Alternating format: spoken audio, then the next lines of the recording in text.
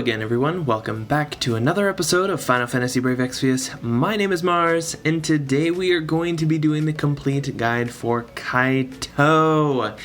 And this guy is a hotly debated character in Final Fantasy Brave Exvius because he is the most unusual damage dealer we've received in a long time. So a lot of people are confused.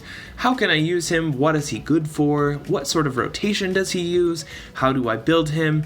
And many, many more questions. And so today we're going to dive into the depths of everything that you need to know about this incredible unit and how they can help you in your party. So the first thing I want to do before we dive into his rotation, which I think is the thing that most people don't know a lot about, is his Trustmaster reward and his Super Trustmaster reward. Now, the nice thing about his Trust Master item, it is Sui Ryuken, which is a two-handed katana with water element. So this is super handy for any true double-hand damage dealers you're using that you want to use water element on who can benefit from katanas. So super handy. There are no other two-handed elemental katanas out there, so this is definitely one of a kind, at least for now. Very handy to get your hands on if you happen to get a Kaito, you know, whether it's on accident or on purpose. So that's super nice to have. Now, the item with Kaito that everybody is talking about is his STMR. It is something that gives you a lot of value in a single slot. It gives you 50% attack in addition to water and wind resistance of 30%, and it gives you an additional 20% attack when equipped with a katana, and it gives you 30% evade, which is huge for a materia slot. Nothing gives even close to that. There are things that'll give half as much, but 30% evade on a materia is pretty insane, on top of the 70% attack if you have a katana equipped, on top of the water and wind resist. So this is definitely a really excellent STMR. It's one that you would get a ton of use out of if you were going to use Kaito for yourself, or if you were going to use it for anyone else. You could use it just for evade tanks, you can use it for evade damage dealers, you can use it just for your katana damage dealers. Like, it's just amazing all around. So that's something that's really awesome about Kaito. So before diving into his rotation, Kaito did receive a couple of buffs in the dead of night when maintenance patch went out, and these are super helpful. So for those who aren't familiar with Kaito yet, Kaito does damage over time abilities, or dot abilities as I'm going to call them. And dot abilities are just debuffs that he applies to his enemy, and then at the end of every enemy turn, they take damage from it. It's like poison or bleed, but you know, he applies it, and he's the only damage dealer who does this as like his main damage rotation. So the buff that he received last night was that these debuffs are not dispellable, meaning that, you know, if you have to dispel boss buffs in order to survive or reapply breaks or anything like that onto a boss, it does not remove his damage, which is a huge deal for making him very useful in a fight. The other thing they did is they made his limit burst non-elemental, which previous to this it was elemental water, and it was always water, and that was kind of a problem if you were going to fight something that resists or absorbs water, which is a ton of boss fights. Light and dark get a bad reputation for being commonly resisted elements, but of modern trials, water is probably the most resisted of all, and so the fact that they removed that as an innate part of his limit burst is a huge help to allowing Kaito to be helpful in pretty much any fight you want to take him against. So anyways, those are the buffs that he got. Let's dive into his kit a little bit. He's basically just a dotter. That's what he does. He just dots people up and lets them die on their own. We'll get to his dots here in a second. I think I'm just going to highlight some of the non-damage abilities that he has. So of course he has triple cast. This is super handy. He has it all the time. And that he's allowed to, I think, triple cast everything in his kit. Everything that belongs to him, he is able to triple cast, which is super awesome, very handy. As far as supporting skills go, he does have Sounds of the Ocean, which boosts defense and spirit, or reduces defense and spirit, for all enemies, and restores MP for the caster. So this is handy if you just needed a little extra defense and spirit break. I believe it's 50% if I remember correctly. So that's handy. He does have Sea Sweeper, which is an absolute mirror chaining skill. You're not ever going to use this for chaining, or just at all. It's not ideal. He's not a very good chainer at all, so I don't use it. And then Paralyzing Sediment. This can deal some damage. It can paralyze people, but more importantly, it buffs your own attack. So if your cooldown buffs are down or you don't have an attack buff, this is a way to help you out there. He has Liquid Infusion, which is a common element in his rotation. This is something you're going to be using a lot if you're fighting a boss that favors water element. So this imbues him with water for 5 turns, and it does a little bit of chaining damage with the Bolting Strike family. Again, you're not going to use him for chains at all. It's really crappy, but it'll give you some limit crystals, which is handy. He also has Receding Current, which is an AoE Mirage ability, meaning that your entire party can evade the next physical attack they receive, and he can triple cast this with everything else. So this is super handy for when you have a damaging physical AoE attack going out to your party and you're worried about them surviving. This really, really helps. Now, a lot of these are also dot abilities. Deep Submersion is just a chaining skill. You'll pretty much never use this. It is Stardust Ray frames if you wanted to use it for chaining, but you don't. Just trust me. Humming Meditation is handy if you need to remove breaks from Kaito. That's what it does. It removes attack, defense, and spirit breaks from himself and boosts resistance to them. So if you're running a comp that doesn't allow you to buff immunity to that, you can go ahead and remove it from him and keep his damage up and his survivability up. That's great. Now this set of skills that he has right here, the Flooded Village, Inundated Garden, and Sinking Nest. These are each abilities that grant him a killer of a corresponding type for humans, fairies, and demons. So if you want a little extra damage against those particular targets, go ahead and pop those at the beginning of your rotation, and those buffs stack over top of the killer cap of 300%. So these are handy to include when you're fighting those targets. Now his last 2 abilities are cooldown skills. They are dot abilities, and they just feather into his rotation. And both of the cooldowns enable quadcast for the following turn. So these are definitely handy when you're trying to get some extra dots out on the boss, and you want to use them every time they're up because they are some of his most powerful abilities. So that's kind of all of his supporty stuff. We're going to look real quick. We're going to model an ideal sort of opening rotation, and this is going to assume that water works against your opponent. Okay, I have non-elemental weapons equipped, and we'll get into builds and why later. But if you have his TMR equipped, you can skip like Liquid Infusion, for example. But let's say you need to imbue. So I'm going to go ahead, and this is going to be a turn 1 for a standard, I guess, opener. You want to imbue yourself. That's going to give you water to your damage. We're fighting a human target, so we're going to go ahead and do Flooded Village. This will give us Man-Eater, and it does chain up a little bit, so that's helpful for generating LB crystals. And then we'll do Devastating Tsunami, and that applies a damage over time to the enemy, and it gives me Quadcast next turn. So that's turn 1. Now, if you don't need to apply a killer, like if you don't need to do the man killer buff or you don't need to imbue, then you can skip that and move right into some of these dots that are applied on this following turn. On this turn, we have Quadcast available, so we're able to put up 4 different dots. And I always start with these 4 in this middle section right here, because I do believe they are your next most powerful ones. So you just go ahead and queue up 4 of those and let those rip.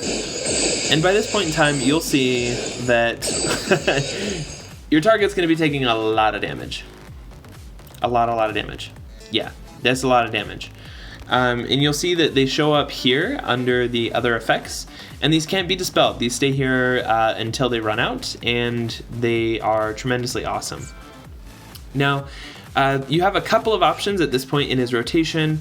I believe the next thing you could do is the remainder of his dots. So we did these 4 central ones already, and his cooldown ones are down. It's kind of a priority system. So these 4 are already up, and then these 2 are already used. We still have our water element, we still have our Man-Eater, so we can do Low Tide and Neap Tide, and those are the only other remaining dots that he has as part of his standard rotation. You can do that if you don't have his Limit Burst up. If you do have his Limit Burst up, pop that. That'll give you a defense and spirit break to your opponent, as well as a 100% water imperil. And yes, his dots do use whatever element he has equipped at the time of applying the dots, so you want to imperil the boss. That's a very cool Limit Burst. Now let's see how much damage we do this turn with all these dots. Yeah, we did almost 1 billion damage last turn. We're going to do even more this turn. It's just crazy. Okay. So, because we didn't apply the other dots this previous turn, we're going to go ahead and want to reapply them. His man killer buff has fallen off, so you can reapply that if you would like to, and I would like to. So yeah, he still has water element imbued, so we don't have to reapply that just yet. But for this rotation, oh, that's right, he has this cooldown one. Okay, so I'll go ahead and do it without the man killer buff. You don't have to have it, but like, yeah, this is where you kind of get to choose your priority system. So I'm gonna go ahead and do, I guess, the man killer, and then I'm gonna do it with the cooldown skill, since that's gonna be one of your best ones, and then Neep Tide is one of your dots. But if you didn't need the Man-Eater buff, you could do Low Tide as your third ability, and that is another dot that you can apply. So we're gonna go ahead and apply all of those, and we're gonna see how many we have on this boss. We have a crap load. We have so many dots. There's so many on the boss. Okay, so this turn we did 1.6 billion damage. And this turn we did probably more. It's crazy. It's so fun. So yeah, and then you kind of start back into refreshing some of the dots that you've already applied. I don't think he needs to reapply. This is just kind of what you check for as you're using him. Do I have my water imbue? Yes. Do I have my man-eater killer? Yes. Okay, cool. What I can do this turn, check for the cooldowns. Those are not available. All right, let's just start reapplying dots. Boom, reapply those. And you just keep the dots up. That's the basic gist of it. And over 2 billion damage. That's really nice. Over 2 billion damage in one turn. Nice. And then every 3 turns you want to be using your Limit Burst. The Limit Burst is going to keep that Imperil up. It's going to add a Defense and Spirit Break if you need it. And it's going to add his most powerful damage over time ability. So you definitely want to keep that up as best you can. And that's kind of it. It's basically a priority system of, are my most powerful dots up? Okay, let me check my next most powerful dots here. Okay, is my Limit Burst still up? Is the Imperil still there? Okay, let me check that. Do I need to re-imbue? Do I need to, refresh anything else? Do I need to refresh my killers? And you kind of follow a priority system this way. But you can follow a general rotation that'll maximize his damage, and this is just how I've found works best with using him. You just want to keep as many dots up as possible at a time. You can see there's a crap load of them. Let's see one more turn of damage. It's just so satisfying. Now, I don't think he has water imbue this turn, so we're missing out on that. Yeah, 2 billion damage. Yeah, no problem. It's so fun. It's so fun. There's no other damage dealer who can do this, so I kind of lose my mind a little bit. Alright, so what we're going to look at next is we're going to talk about a couple of key points with Kaito's mechanics that are unique. Kaito is very different from any other damage dealer out there in the way that he functions. He's an anomaly, so you do need to know a few of these things so that you can get the most value out of him. First of all, and this is probably the strangest one, is that damage variance doesn't apply for any of his damage over time abilities. So if he's using a two-handed weapon, it doesn't actually give him any additional damage for having a two-handed weapon like it might normally do. So that's strange, but in combination with that, damage over time abilities don't factor in handedness, okay? And what that means is that normally with a dual wield unit, the attack from one weapon will be added to your personal attack for one half of the attack, and then the attack from your second weapon is going to be added in with your base attack for your second attack. So your attack is resolved separately for each hit. But in the case of his damage over time abilities, it just takes his total attack stat. There is no handedness. So there's no variance, and there's no handedness, and there's no true dual wield mastery or anything like that. Which basically means for Kaito, you want to equip the highest amount of attack possible. You just want to get that number as high as possible. It doesn't matter if he's dual wielding, it doesn't matter if he's double handing. You want to do whatever gives him the highest amount of attack possible, period. Even if it's, because he's a true double hand unit, right? His TMR is a two-handed katana, but his best in slot build is true dual wield because it gives him more attack because there's no handedness. So, and we'll get into those builds later, but it's super janky. You just have to know about that when you're building Kaito. Two-handed weapons don't give you a benefit. You just got to build whatever gives you the highest attack.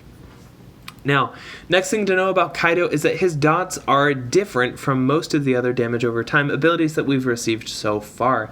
They are physical damage, which means they can be resisted. It means they benefit from killers, they benefit from LB boosts, and they benefit from equipped elements. Okay, a lot of people are kind of comparing Kaito against like, oh, is he similar to Kryla, for example, who has a damage over time ability, and hers is fixed damage, which means that it does a certain amount of damage every time, and it cannot be resisted, it cannot be immune, it cannot be evaded. It's just the same amount of damage every single time. However, Kaito's damage is not like that. It's physical damage, just like any other physical damage dealer. And so it follows a lot of the same rules. It means that killers apply, it means that limit burst boosting abilities apply, such as Squall's STMR or Rivera's buffs, and it means that equipped elements work. So if you equip his water element weapon, then all of the dots that you apply to the boss are going to be water element.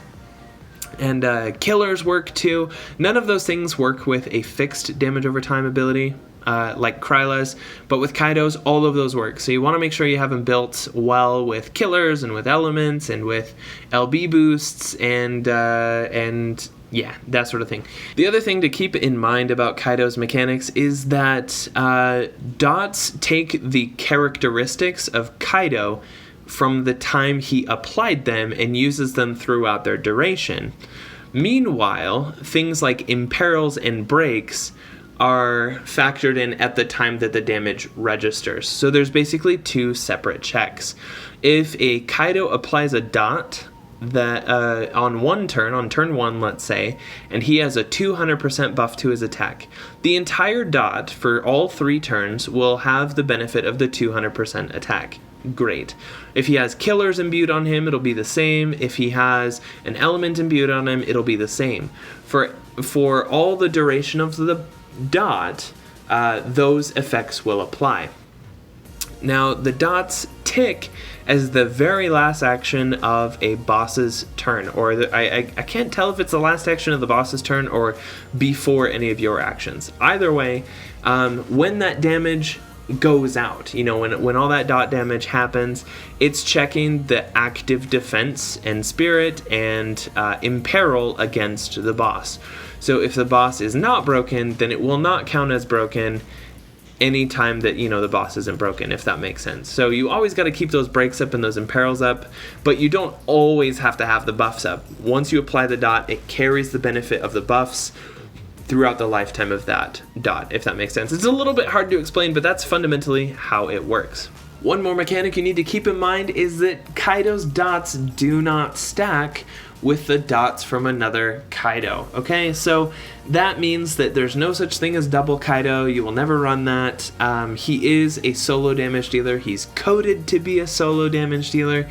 If a second Kaito applies dots to the boss, it will overwrite the ones that the other Kaito already put on it. So you don't want to do that. Double Kaito is not a thing, and that's something that's really unique. And this is going to tie in with our builds discussion, because a lot of people, you know, are kind of evaluating Kaito's strength with an average build or with a budget build. But with Kaito, you don't need to do those. All you need is one strong, wailed out friend, and you get the full benefit of Kaito. You don't need any other unit to get his full value. He brings it himself. He brings the imbues, he brings the imperils, and he brings the damage. So that's why for me, a lot of times I'm going to talk, you know, with Kaito, I'm going to talk about his whale builds, because that's what you want to look for with your friends. If you're not running your own Kaito, if you're running your own Kaito, we'll talk about some of the rules for that, basically. But with Kaito here, if you're looking for a carry or a solo damage dealing friend or whatever, the Kaito that you want is one that is true dual wield. And it's because of that mechanic we talked about before, where his total attack is what determines his dot damage. And yes, he does have a bunch of innate true double hand, but if you have the double Ravenheart Wombo combo, which is what I have, and I don't regret UOCing Malphasey for it a bunch of times, yeah, that's going to be your best in-slot build for this dude. And in addition to double Ravenheart, you do want Lightning's TMR, CG Lightning that is.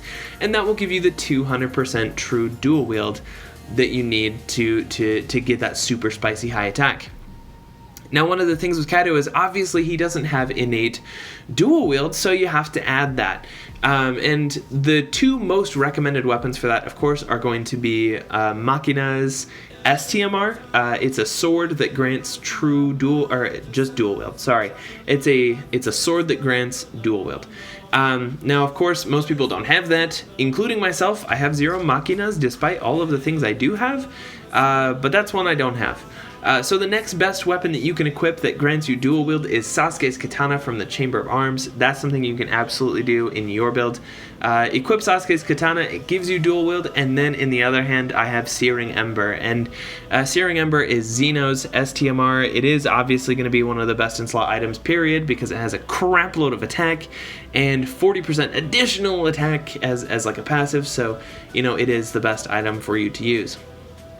Now, pretty much the rest of his build is going to be focused on attack. Now, of course, if you're running true dual wield build, that does require you to have Sea Dragon if you want all of his passive abilities that trigger from his Trust Mastery. So, you know, if you're going to run true dual wield, you got to have Sea Dragon. Or you could run true double hand with his own TMR instead if you don't have Sea Dragon. Now, as far as the rest of his equips go, it's focused on attack from there on out. I have a Lion's Heart on my build to boost LB damage. It does help in the long run of his rotation. And then, of course, I always keep a free slot for a Killer Materia. And that's what you should always do. Always keep a Killer Materia slot and then an LB damage slot in this case. But you may have to adjust it. Let the builder help you if you're not sure. If you're running a true double hand build, of course, run his TMR unless you need to use a non-elemental or a different elemental weapon. But you don't have to use two-handed weapons. Keep that in mind. If you're going to run him as a true double-hand damage dealer, you don't actually have to use a two-handed weapon. You just want his attack as high as possible because damage variance doesn't do anything for you. So that means if you want to use Sephiroth's TMR, for example, Masamune or Murasama, or it's an M with a bunch of S's in there, okay? That's what the name is. You can equip that, and yeah, it doesn't give you damage variance, but it gives you extra attack. That's great. That's what you want. Or if you have Searing Ember from Zeno, you can double hand that, no problem. That's not a problem. It'll give you a ton of attack, and you wouldn't benefit from damage variance anyways. So that's something to keep in mind. A lot of people have mentioned like Angel Slayer, for example, which is a 180 attack greatsword with crappy variance. Like it's crappy. It's crappy because it ruins your damage. But if you equip that, it doesn't matter. I don't personally recommend it because you can get some pretty good katanas that should give you a better output, but you know, it is an option. So if you are looking to budget build him a little bit more, you can just build him pretty much like any other true double hand damage dealer. You know, pop in your true double hand accessories or materias, give him a single weapon, whether it's one-handed or two-handed, and build him up for attack. As always, you do want to have a slot for killers and then any LB boosting stuff if you happen to have it, like Kayano's TMR or Squall's STMR. And that should about cover builds. I know I labored a little bit more on like the whale builds. That's because if you want to benefit from Kaito, you want him to be as strong as possible. And that may mean taking a friend unit instead of taking your own. Or you can take your own. You know, I'm going to equip you with knowledge, okay? You do what makes sense for you. Now, is Kaito worth it? Where does Kaito stand in the meta? Where does he stand in kind of Final Fantasy Brave Exvius as a whole? His damage output is resoundingly all right. You know, he's not a meta breaker in terms of his damage output, but he is an alternate meta buster in the sense that he opens up different builds and opportunities for parties that a pair of chainers can't do. By himself and with no chaining support, he does more damage than any other character in the game. And that includes Regina. Like if you didn't chain to finish Regina Cannon, for example, because you couldn't, Kaito's still going to do more damage than her, and he requires less support. So as a solo damage dealer, he is unparalleled. He is the best in the game. But that doesn't mean that he's doing more damage than, you know, than any of the meta chaining pairs. Now, to compare it, there's a lot of numbers floating out there, but I'm going to try and pare it down into the simplest terms possible. Kaito's damage output, if you were to just take a budget Kaito and compare him to a budget chaining pair, he does by himself about the same amount of damage as maybe like a couple of Jeks chaining, or maybe a couple of Axe, or like 1.5 Axe stars or something like that chaining together. But you're not going to use a budget Kaito unless you want to use your own budget Kaito. But like the smart way to use Kaito, if you ask me, the way to get the most benefit out of his slot in your party is to take the strongest one possible. So grab a friend Kaito. If you have a friend Kaito, he's going to put out the same damage in a whale build as 1.5 budget built Xenos, okay? And budget built meaning 5-star TMRs, no STMRs, okay? He's going to put out the same damage as a whaled out solo Kaito as 1.5 budget built Xenos, roughly, okay? There's so many factors that go into it that it's impossible to give you a number that works 100% of the time, but the fact remains, Kaito is a pretty excellent solo damage dealer, and he can hold his own. And if you're like, well, I have an okay Xeno, and I can take okay Xeno friends, and I'm struggling to survive, you could say, you know what, I'm going to bench the Xeno, I'm going to take a whaled out Kaito friend, and I'm going to slot in an extra tank, or an extra support, or an extra something to help your party survive whatever you're struggling to beat. Because with Kaito, so far, I've been able to beat every DPS check in the game that currently exists, and I know they get harder from here, but he can be your solo damage dealer for virtually all of the content that we currently have. So that is 100% an option for you to take. So is he worth it? I don't think he's worth it for most people to pull, and the reason for that is because you can always use a Kaito friend, and a lot of the times your Kaito friends are going to have better equips than you anyways, if you're the average player. So you may as well get the most out of Kaito by using somebody else's. If you're somebody who's really interested, you know, you're like, oh, I have great katana equips, I have great attacker equips, I have true dual wield stuff, or I really want his STMR, then of course you can go for Kaito. He's an excellent unit, providing a lot of value from his TMR and his STMR. And then of course, if you don't get Kaito, you have a chance at getting Tsukiko instead, and she's amazing.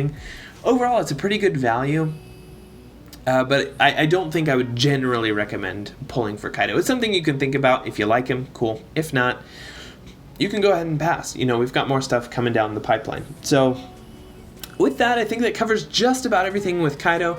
This has been the complete guide for him. Let me know what you think of Kaito down in the comments below, and I will see everybody in the next video.